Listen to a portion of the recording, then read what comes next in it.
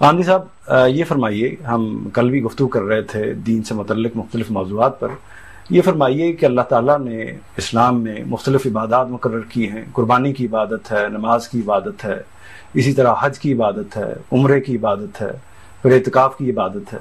ان عبادات میں سے کون سی عبادت ہے جس کو دین میں خاص اہمیت حاصل ہے؟ اتنی بات تو قرآن مجید سے معلوم ہو جاتی ہے کہ سب سے زیادہ اہم عبادت نماز ہے۔ نماز کو اللہ تعالیٰ نے ہر جگہ غیر معمولی اہمیت دی ہے، اور جگہ جگہ یہ واضح کیا ہے کہ ایمان کا اظہار اور اولین اظہار نماز کے ذریعے سے ہوتا ہے، اس کے بعد زکوٰۃ ہے، پھر آپ جو ترتیب چاہیں قائم کر سکتے ہیں۔ قرآن مجید کی روشنی میں اگر ترتیب قائم کی جائے تو کہا جا سکتا ہے کہ اہم ترین عبادت نماز ہے، اس کے بعد زکوٰۃ ہے، اس کے بعد روزہ ہے، اس کے بعد حج و عمرہ ہے، اس کے بعد قربانی ہے۔ رسالت باب صلی اللہ علیہ وسلم نے روایتوں میں جو باتیں بیان کی ہیں وہ اگرچہ بالمعنی روایت ہوئی ہیں، لیکن ان سے بھی کم و بیش یہی ترتیب معلوم ہوتی ہے۔ تو یہ ترتیب خود بتا رہی ہے کہ کس کو کتنی اہمیت حاصل ہے۔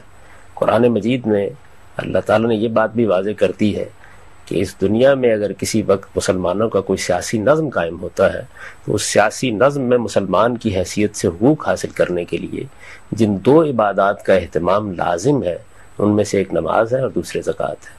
تو اس سے بھی یہ بات واضح ہو جاتی ہے کہ اہمیت کی ترتیب کیا ہے۔